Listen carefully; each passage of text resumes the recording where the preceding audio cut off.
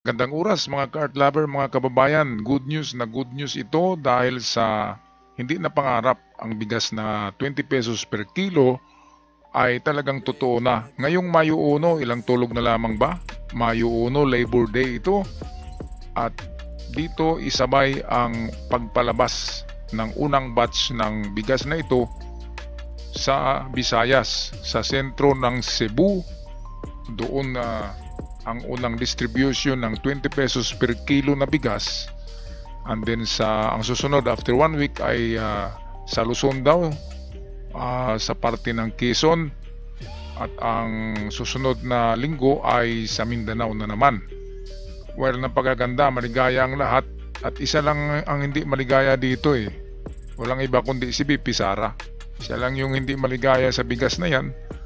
Dahil kapag ang lahat ng Pilipino ay makakain ng 20 pesos per kilo na masarap na bagong bigas galing talaga mismo sa palayan ng mga Filipino farmers, hindi yan galing China. So kapag ma-realize ng mga DDS na okay pala ang bigas na yan, ay baka merong kakambyo, di ba?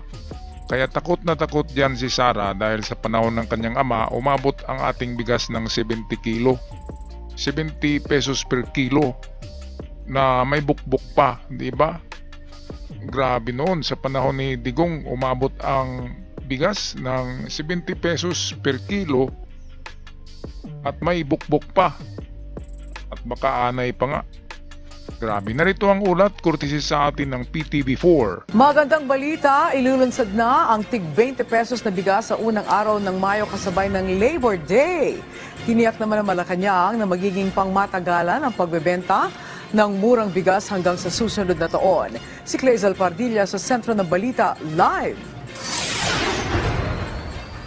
Yes, Angelique, aarangkada na ang pagbibenta ng administrasyon ni Pangulong Ferdinand R. Marcos Jr. ng tig 20 pesos na bigas sa unang araw ng Mayo kasabay ng Labor Day. Ayan na. Ayon sa Malacanang, sisimulan ito sa probinsya ng Cebu. Uumpisahan na rin ang bentahan ng murang bigas sa Kadiwa Store sa Quezon City sa susunod na linggo, May 2, araw ng Biyernes. Katuparan ito sa pangako ni Pangulong Marcos na gawing abot kaya ang presyo ng bigas para matulungan ang mga Pilipino. Kabilang din ito sa mga hakbang ng pamahalaan para matugunan ang kahirapan at kagutuman. Ito ang maraming nagtanong dito, maraming medyo hindi naniniwala. Paano daw nangyari na 20? Baka mga mabaho na nabigas ito. May amoy. Yan ang palabas ni BP Sara na may amoy na daw, nangingitim na daw Meron na daw lumot. Grabe naman. Ang itim talaga ng utak ni BP Sara, ang dami-daming imahinasyon. Kung sa bagay, sa panahon ng kanyang ama ay 70 pesos per kilo ang mga bigas. Pero meron ng bukbok. Ibig sabihin matagal nang naka-stock. Ngayon, ang atin lang ipagdasal na sana yung mga opisyalis dyan sa NFA na nagbibenta ng mga bigas sa NFA sa mga tsikwa na mga private retailer, di ba? Kasi maraming bigas talaga ang NFA pero kinukumpra nitong mga negosyanteng tsikwa. Karamihan mga NCK. Tapos hinuhold nila sa kanilang budiga kaya nagkabukbuk. Kaya nauubos sandali lang. Ang mga stock sa NFA ay sandali lamang, ubos na. Dahil nga ay pinagbenta nitong mga NFA official sa mga businessman. Dapat kasi hindi.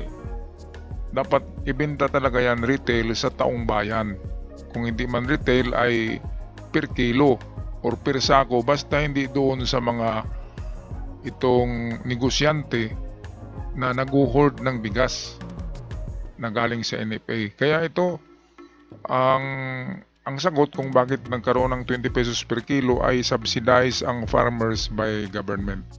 Bali binili ng gobyerno ang mga bigas na yan ay sobra pa yata ng 20 pesos per sako ang bili ng gobyerno diyan. Kaya bali subsidize ng gobyerno, logi ang gobyerno. Pero okay na basta matupad lang yung 20 pesos per kilo.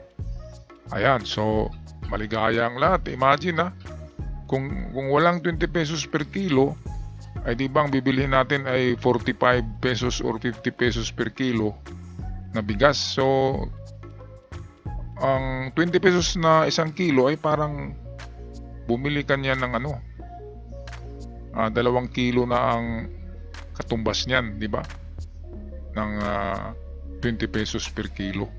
Kasi napakamura. Okay, balik tayo sa ating balita. Mahalaga po ang kapakanan ng taong bayan kay Pangulong Marcos. Papaluwigin pa po ang mga programa para matugunan po ang mga isyu patungkol po sa kahirapan at kagutuman. Yan po ang talagang ninanais at pinapalawig pa po ang programa para ito po ay matugunan. Kabilang na po rito ang 20 pesos kada kilo na bigas. Nandiyan pa rin po ang programang Walang Gutom program ng DSWD. Idagdag pa po natin ang patuloy patungkol dito sa Pantawid Pamilyang Pilipino program.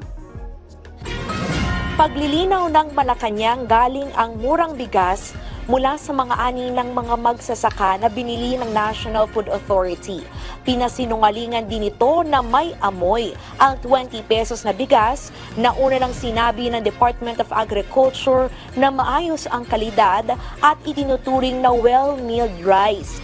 Ayan, so well-milled rice ang 20 pesos per kilo. Yan kasi yung 35 or 33 per kilo na bigas na ginawang 20 pesos na lang dahil sa binayaran ng tama ang mga Filipino farmers. Binayaran ng tama. Ang bilin niyan siguro, sabi ko kanina, 25 siguro per kilo doon sa magsasaka. At pagdating sa bintahan ay nagiging 20, sulugi ang gobyerno, di ba? Pero ito'y tulong na ng pamahalaan dahil sa napakailap nga ng 20 pesos per kilo. Hindi kasi mangyari yan. Kung hindi subsidize ang farmers, hindi talaga pwedeng ibentang 20 pesos lang, di ba? Ang bilihan ng palay, sa palay pa lamang ay 18 or 19 pesos per kilo. Sa palay pa lang yan, ha? Ipagigiling mo pa yan, di ba? Hindi lugi ka na. Sa production pa ay 24 or 25 pesos na yan. Wala pang profit yun, ha? Wala pang mobilization. Kaya luging-lugi ang gobyerno talaga dyan. Imagine nyo mga kababayan, 12 billion ang unang budget pala dyan. 12 billion na pambili ng ilang milyong kilos ba yan? Ilang milyong sako ba ang nabili, ang naipon? Marami daw eh. Kasyang-kasya daw sa buong bansa pero 10 araw lang. Punong-puno ang budiga. Makita natin mamaya. Kaya yung sinabi ni BP Sara na mabaho daw pagkain ng baboy, ng hayop, ay walang katotohanan. Kasi bagong pala ito bagong giling, mabango ang amoy niyan.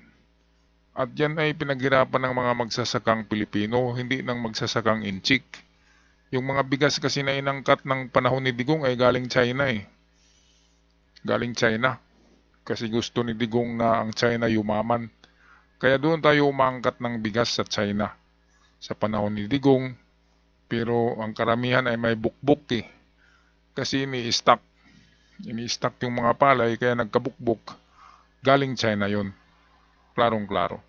Alright, balik tayo sa balita, courtesy ng PTB4. Ang well-milled rice, sabi ng NFA, ay ito yung nagkakalaga ng 37 hanggang 54 pesos sa palengke.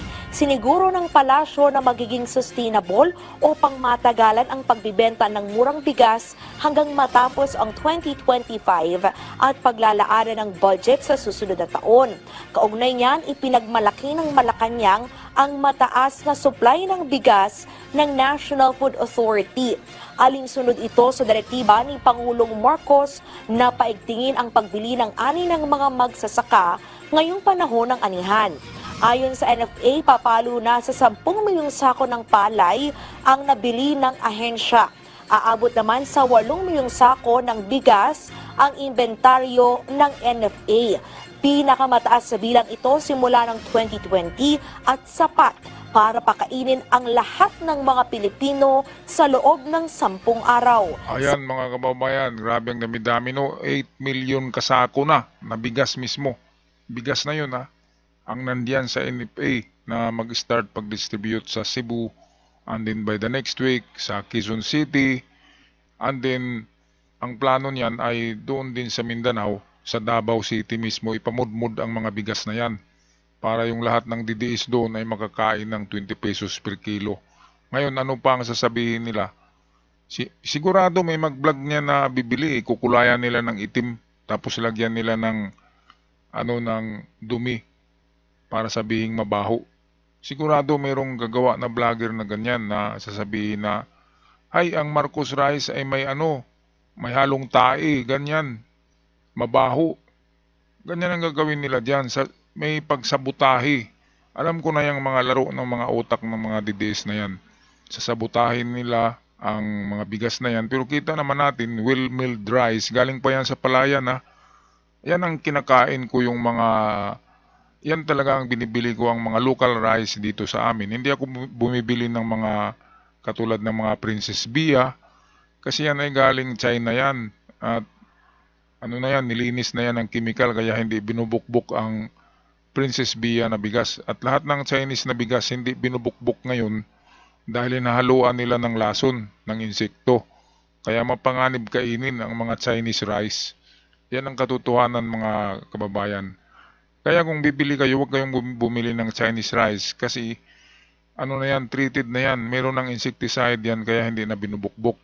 Kasi noon sa panahon ni Digong, ang issue ay binubukbok ang bigas kasi hindi yun nilalagyan ng medisina. Ngayon nilalagyan na kaya puting-puti na talaga yung Princess Bia at iba pang klaseng bigas na made in China.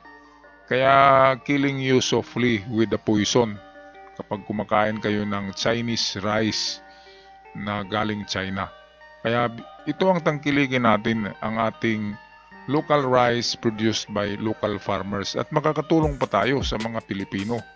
Diba, sa Filipino farmers mga kababayan. Okay, tapusin na natin ang video. Ngayon ay may 12 bilyong piso pa na pondo ang NFA para sa palay procurement. Ayon kay NFA Administrator Larry Lacson, may natitirang 12 bilyong piso para sa patuloy na pagbili ng palay ngayong summer harvest. Dagdag pa ng NFA, ang tuloy-tuloy na pagbili ng palay ay hindi lamang para sa mga magsasaka, kundi para rin sa mga pagbibigay ng mas abot-kayang bigas sa mamamayan. Ayan, so magandang good news. Good news na good news dahil meron pang natirang 12 billion pesos na pambili. Ngayon, kapag nabinta na yung mga palay na yan, ay madagdagan yung 12 billion, di ba?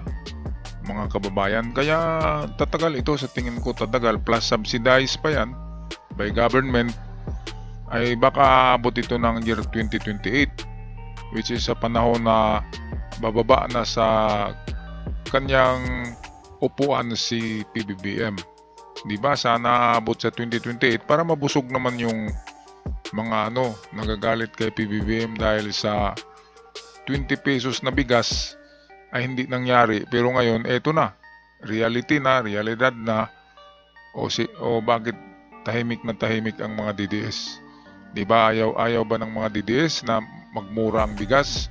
Gusto ba talaga nila na 50 pesos palagi ang per kilo? So ito na yung swerte at ito na yung pangarap ng bawat pamilyang Pilipino na makabili ng masarap na bigas na 20 pesos. Alright, so ako'y magpaalam na. Maraming salamat mga kababayan at huwag kalimutan mag-subscribe sa mga bago pa lamang sa ating channel para palagi tayong updated at malaking tulong. Paalam at ingat ang lahat.